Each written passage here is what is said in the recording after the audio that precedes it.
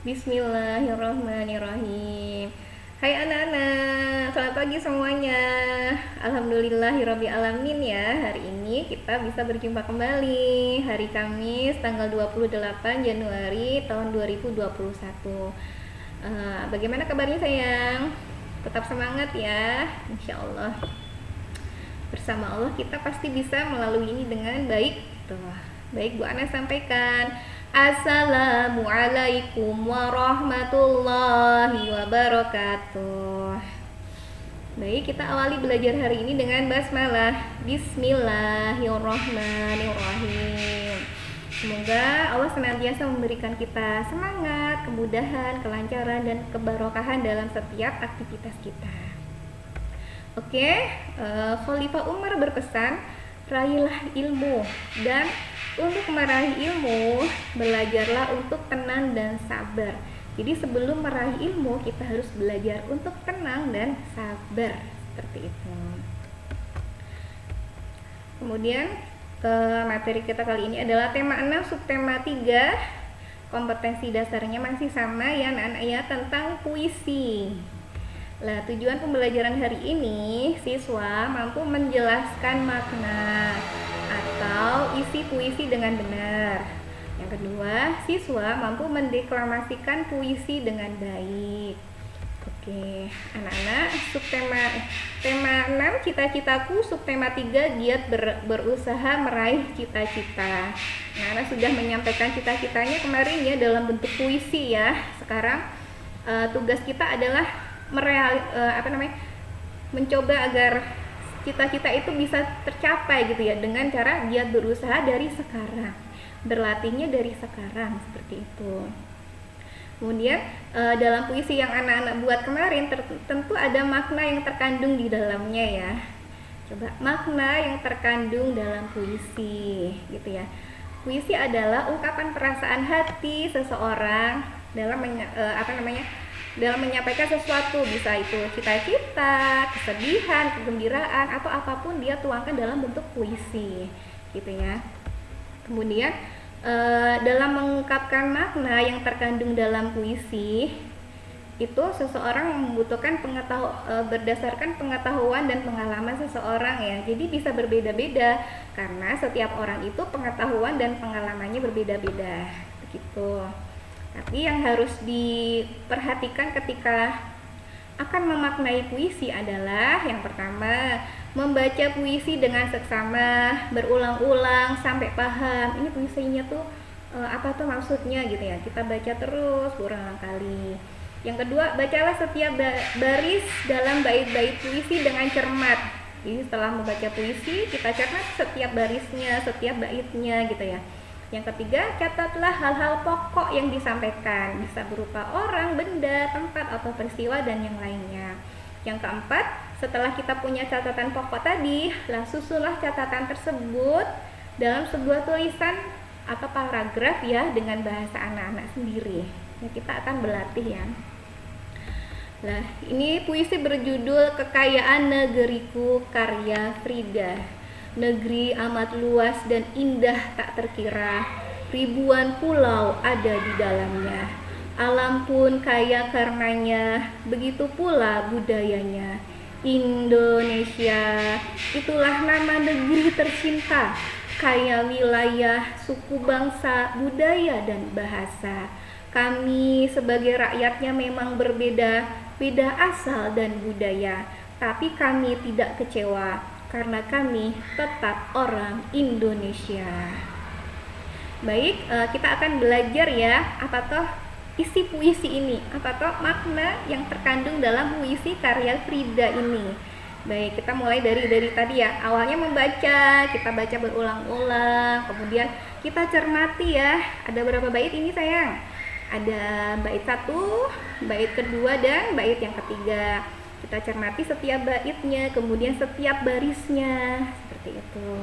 Kemudian kita buat yang ketiga, catatan kecil ya. Coba kalau dari bait yang pertama, negeri amat luas dan indah tak terkira, ribuan pulau ada di dalamnya, alam pun kaya karenanya, begitu pula budayanya. Kita bisa buat catatan kecil ya.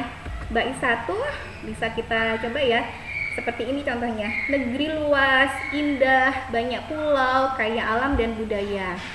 Kemudian dari bait yang kedua, Indonesia itulah negeri tercinta. Kaya wilayah, suku, bangsa, budaya, dan bahasa, bisa kita tuliskan Indonesia kaya wilayah, suku, budaya, dan bahasa. Yang untuk paragraf yang ketiga ya, rakyatnya berbeda asal dan budaya, tapi tidak kecewa. Lah dari bait 1, 2, 3 ini kita coba buat sebuah paragraf ya. Yang ketiga yang tahapan yang terakhir ya. Contohnya seperti ini. Indonesia adalah negeri yang sangat luas dan indah, memiliki banyak pulau, kekayaan alam, suku bangsa, bahasa dan budaya. Meskipun rakyat Indonesia berasal dari wilayah dan budaya yang berbeda, mereka tidak kecewa karena tetap orang Indonesia. Ini contoh memaknai sebuah puisi. Ya, selamat berlatih sayang. Kemudian langkah-langkah menulis puisi. Wah, anak-anak ini hebat semua ya. Belum Mbak Ana jelaskan sudah berlatih menulis puisi kemarin ya. Ya, seperti itu ya. Yaitu siapkan alat tulis untuk menulis puisi seperti kertas dan pulpen. Langkah yang kedua, tentukan temanya, judul puisi. Tema merupakan gagasan atau ide utama puisi. Misalnya kemarin kita temanya tentang cita-cita. Sedangkan judul adalah berupa kata atau susunan kata yang mewakili isi puisi. Ya, misalnya kemarin dokter, guru, ataupun yang lain. Itu bagian dari tema dan judul. Kemudian yang ketiga, perhatikan pilihan kata yang digunakan dalam puisi. Pilihan kata yang digunakan sebaiknya sesuai dengan tema puisi. Selain itu akan lebih baik jika kata-kata yang digunakan adalah kata hiasan, kata-kata yang indah gitu ya. Kalau bagus tuh bisa dengan elok, indah gitu ya. Kemudian yang keempat, tuliskan puisi sesuai imajinasi dan pikiranmu. Dan yang kelima, bacalah puisi buatan berulang-ulang. Tujuannya agar kamu dapat mengetahui jika ada kata-kata yang kurang sesuai dengan isi puisi sehingga bisa diperbaiki. Seperti itu sayang, hebat anak-anak. Barakallah. Kemudian puisi pun ada yang karena dia ungkapan perasaan jadi bisa bebas ya anak-anak ya, mau rimanya A B C D itu juga boleh, gak apa-apa, karena itu memang bagian dari mengekspresikan perasaan. Kecuali jika memang kita ingin membuat puisi yang lebih rapi ya, kita mau bikin rimanya ya itu memang agak lebih butuh berpikir lagi seperti itu.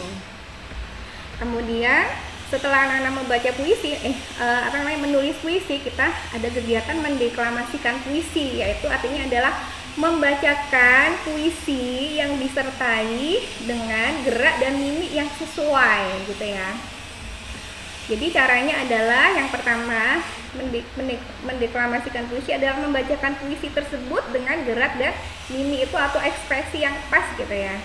Yang harus dilakukan adalah langkah-langkahnya: satu, memahami isi puisi, memberikan tanda jeda yang sesuai. Tanda jeda itu untuk kita bernafas ya, mau kapan nih kita bernafasnya gitu. Yang ketiga, memperhatikan intonasi atau tinggi rendah nada gitu ya, kapan kita nadanya keras ataupun rendah gitu. Kalau sedih kan agak rendah dulu gitu ya. Kalau tempo itu adalah cepat lambatnya pengucapan kata-kata, ada yang pengucapannya cepat, lambat seperti itu. Kemudian irama itu lebih ke kemerduan bunyi ataupun panjang pendek bunyi, serta pelafalan saat membaca puisi. Berarti a, i, u, e nya jelas gitu ya, dia ngomong apa tuh jelas pelafalannya. Yang keempat dalam mendeklamasikan puisi adalah memperhatikan mimik atau ekspresi. Mimik adalah gerak-gerik anggota badan dan raut muka. Misalnya dia sedang membacakan puisi perjuangan, ya harus dengan serius gitu ya. Sedih ya sedih, seperti nangis, seperti itu. Nanti anak-anak akan berlatih itu ya sayang ya, belajar mendeklamasikan puisi. Begitu insya Allah yang bisa Bu Ana sampaikan. Tetap semangat dan jaga protokol kesehatan. Saya akhiri dengan hamdalah. Alhamdulillahirabbil alamin. Subhanakallahumma wa bihamdika asyhadu alla ilaha illa anta astaghfiruka wa atubu ilaik. Assalamualaikum warahmatullahi wabarakatuh. Selamat belajar sayang.